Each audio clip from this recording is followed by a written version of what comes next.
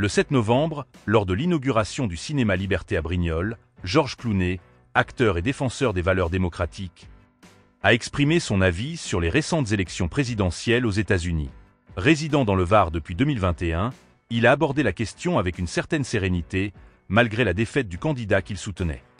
Clooney a rappelé que parfois, la personne choisie n'est pas celle que l'on espérait, mais que l'essentiel demeure la victoire de la démocratie. La bonne nouvelle est que la démocratie gagne toujours, a-t-il affirmé avec optimisme. Interrogé sur Donald Trump, Clooney a évité de commenter directement, esquivant habilement le sujet en déclarant que ce n'est pas le bon moment pour parler de ça, tout en esquissant un sourire. L'acteur, connu pour son soutien au Parti démocrate, avait précédemment exprimé son soutien à Kamala Harris lors de la campagne présidentielle, saluant même le retrait de Joe Biden en faveur de sa vice-présidente.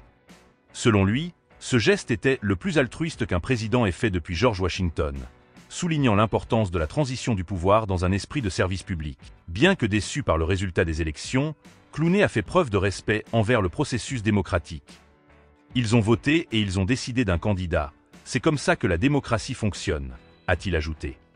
Cette déclaration montre que, malgré ses convictions politiques personnelles, il reconnaît la légitimité du choix des électeurs, en dépit de son désaveu pour le candidat élu.